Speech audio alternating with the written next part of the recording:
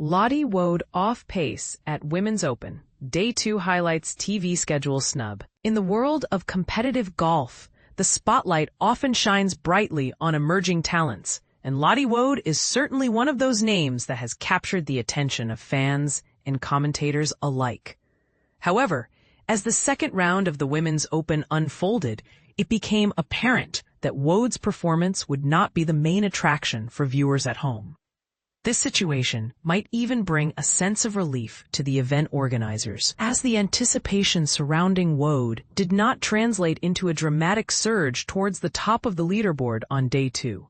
This scenario highlights a growing trend in major golf tournaments: the increasing demand for more extensive coverage. Fans are left wanting more when they realize that, despite daily television broadcasts starting at noon, Woad, along with fellow competitors Nelly Korda and Lydia Ko, would be playing a significant portion of their second round without the benefit of live television coverage for those not present at Royal Porthcawl. This is not an isolated incident. It echoes a recent frustration expressed by Leona Maguire, who lamented that her impressive hole-in-one at the Evian Championship went unseen by cameras. Woad's second round commenced at 8:09 a.m., with Ko playing alongside her and Korda trailing 2 groups behind. Sky Sports, the UK broadcaster for the Women's Open, has a partnership with the RA, which means they are unlikely to publicly criticize the tournament's officials. However, sources within the network have indicated a strong desire for extended live coverage in the future. For this to become a reality, the RA would need to allocate substantial funding to European tour productions, the entity responsible for providing a global feed for television networks. Currently, the coverage at Porthcawl begins at noon, a stark contrast to the Men's Open at Royal Portrush, which kicked off at 6:30 a.m. on both Thursday and Friday. On a challenging Thursday, Woad managed to finish her round with a level par score of 72.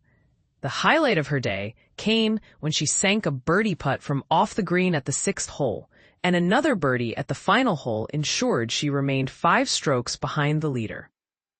It was an okay round, a bit mixed, Woad reflected.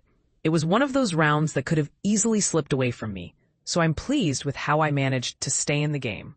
While Woad has been the center of attention, it's important to recognize the achievements of other competitors, such as Mimi Rhodes, who has already secured 3 victories on this year's Ladies European Tour.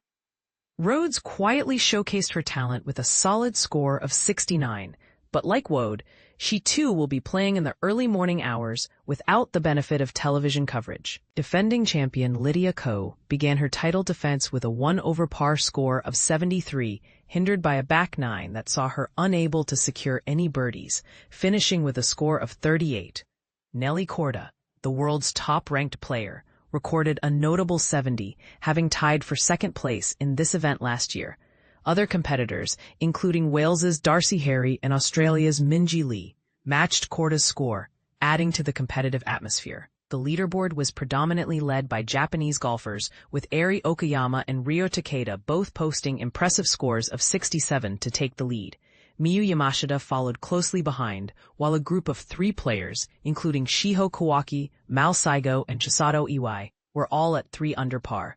Former champion Georgia Hall, currently at 1 under par, has her fiancé, Paul Dunn, caddying for her. A decade ago, Dunn was in the spotlight himself, leading the Open Championship at St. Andrews, before injuries and a decline in form affected his career. When asked if Dunn might return to competitive play, Hall diplomatically stated, "That's more a question for him, I think. Right now, he's not playing and is just here to support me, which I truly appreciate. He's an excellent player who doesn't give himself enough credit. I feel incredibly fortunate to have him by my side." As the tournament progresses, one can't help but wonder, should the RA prioritize expanding coverage to meet the growing demand from fans? Or is the current setup sufficient? What are your thoughts on the matter? Feel free to share your opinions in the comments. Lottie Woad trails behind Eri Okayama and Ryo Takeda at Women's Open 2025. In the highly competitive world of professional golf, the AIG Women's Open 2025 has already proven to be a thrilling event, especially for those following the young talent Lottie Woad. But here's where it gets controversial. Despite her impressive recent form, Woad finds herself 5 shots behind the leaders, Okayama and Takeda, both from Japan. This early deficit raises questions about whether the pressure of being a favorite can sometimes overshadow raw talent and recent success. BBC sport journalist Phil Cartwright reports that the first-round leaderboard is tightly packed, with Okayama and Takeda leading at -5, followed closely by Yuka Yamashita at -4. Notable players like In-ji Chun, Mimi Rhodes, and Hanai Saigo are just a few strokes behind at -3. The leaderboard also includes familiar names like Jodie Ewart-Shadoff, Lexi Thompson, and Minji Lee, each vying for a strong position. Woad, the 21-year-old English sensation, began the tournament as a favorite, having won 2 events and nearly clinched her first major title in July. Her professional debut has been nothing short of spectacular.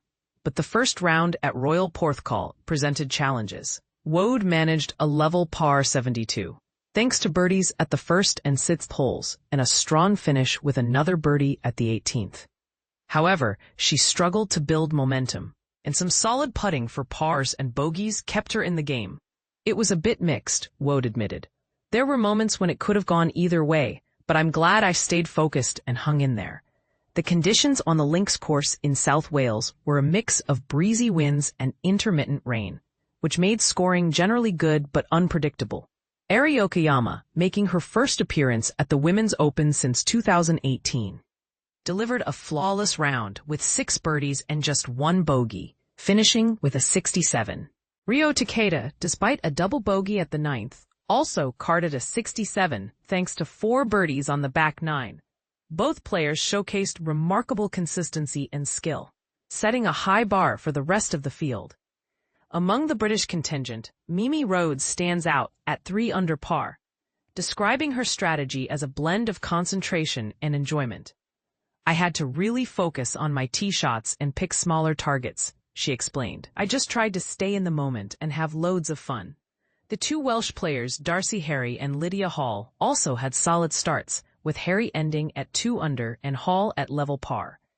Defending champion Lydia Ko, who finished 1 over par, and 2023 winner Lydia Ko, who recovered from a rough start to post a 2 over 74, are still in the running.